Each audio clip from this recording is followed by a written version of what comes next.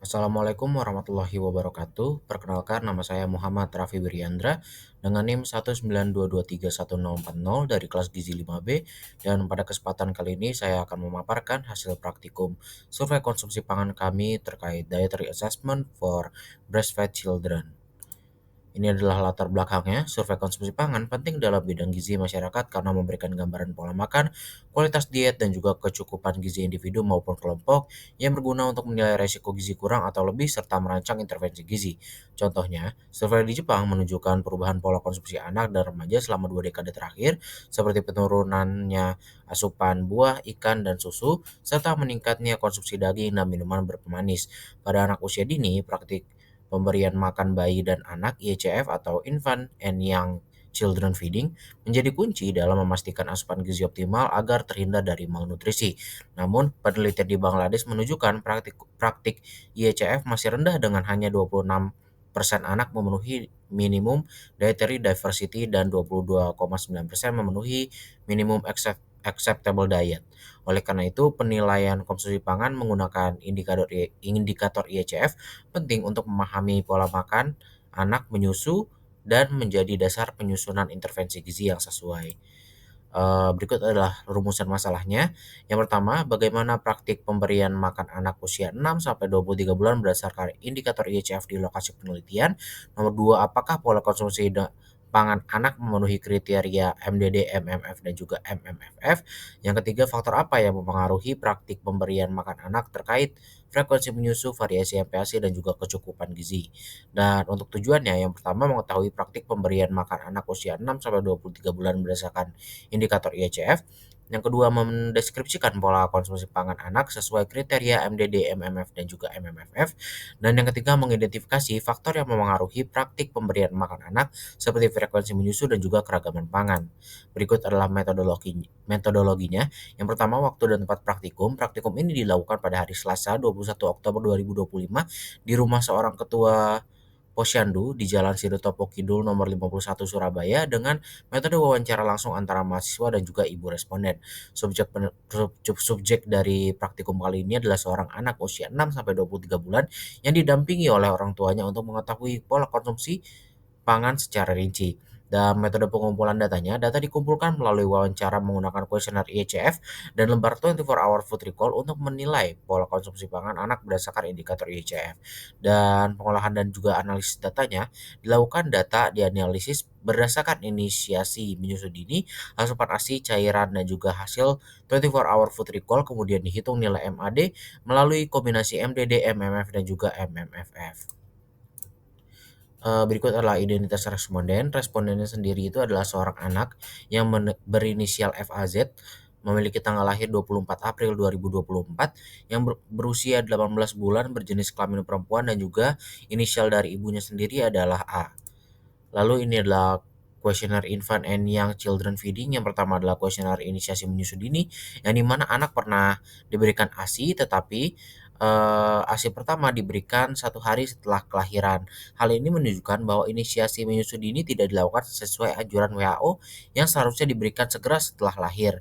Dan meskipun begitu, bayi tidak menerima makanan atau minuman lain sebelum diberikan ASI sehingga risiko infeksi akibat prelacteal feeding dapat dihindari. Lalu untuk kuesioner pemberian ASI terkininya sendiri itu, dari anak FAZ sendiri sudah tidak mengonsumsi ASI dari umur 10 bulan dan hanya mendapatkan, konsumsi susu formula. Lalu ini adalah kuesioner tentang konsumsi cairan, yang dimana hasil menunjukkan bahwa anak mengonsumsi air mineral, susu formula yang dikonsumsi sebanyak 5 kali per hari, jus buah, dan juga kuah sup. Dan anak FAZ ini tidak mengonsumsi susu hewani, yogurt, dan juga minuman berpemanis, yang dimana pola ini menunjukkan bahwa susu formula menjadi sumber cairan utama selain air putih, namun perlu diimbangi dengan makanan padat dan juga mencegah kekurangan zat gizi mikro. Lalu ini adalah hasil dari 24 hour food recall, yang dimana anak FAZ sendiri ini makan 2 kali sehari, yaitu di pagi hari dan juga di sore hari. Untuk konsumsi minum susu formula sendiri itu 3 kali sehari, yang dimana di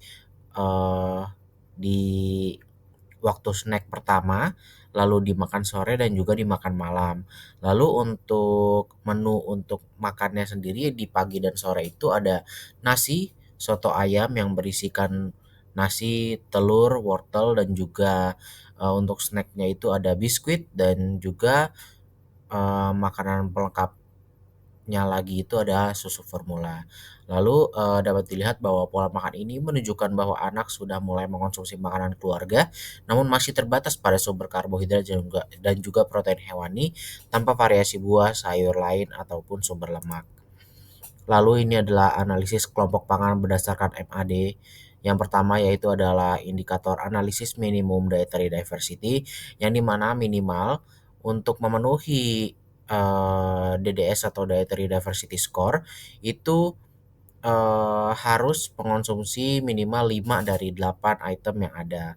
Yang di mana anak FAZ ini sudah memenuhi 5 dari 8, yaitu ada serealia yang di mana mengonsumsi beras atau nasi, lalu ada produk susu yaitu susu formula, lalu ada daging, ada ayam, lalu telur dan juga sayuran tinggi vitamin A dari wortel sebelumnya.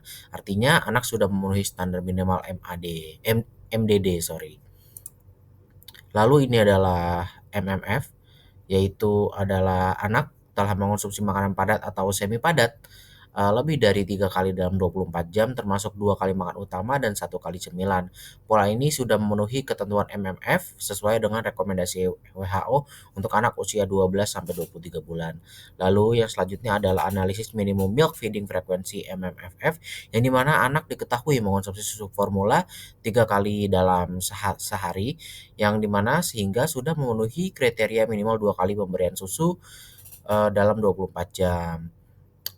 Lalu untuk analisis minimum acceptable dietnya MAD-nya itu dapat dilihat bahwa skor yang diperoleh itu adalah 3 karena dari MAD, MMF dan juga MMFF itu sudah memenuhi semua, sehingga dapat dikatakan bahwa pola makannya tergolong cukup baik. Meskipun ada variasi bahan pangan dari buah dan protein nabati, masih perlu ditingkatkan agar kebutuhan zat gizi mikro anak dapat terpenuhi secara normal.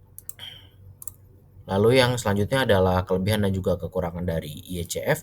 Yang pertama memberikan gambaran Kelebihan yang pertama adalah memberikan gambaran menyeluruh tentang frekuensi, keragaman, dan juga jenis pangan anak. Yang kedua, mudah diterapkan karena berbasis wawancara 24 jam terakhir. Yang ketiga, efisiensi untuk survei populasi besar. Dan yang keempat, dapat digunakan untuk memantau dan mengevaluasi kualitas pola makan anak secara praktis.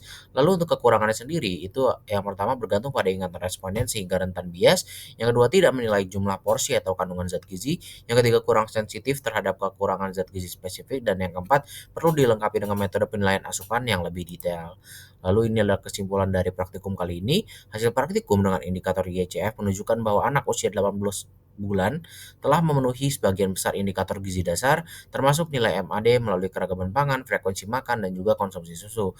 Namun masih terdapat kekurangan variasi pada buah dan protein nabati serta ketergantungan pada susu formula yang perlu diperbaiki agar pertumbuhan anak optimal. Sarannya, ibu atau pengasuh disarankan menambah variasi pangan, terutama buah, sayur, dan juga protein nabati, serta menyeimbangkan konsumsi susu formula dengan makanan padat bergizi.